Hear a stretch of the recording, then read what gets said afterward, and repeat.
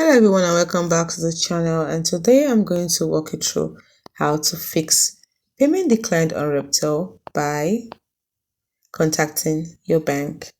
You see, Nigerian and other international banks often block international online transactions by default for security reasons.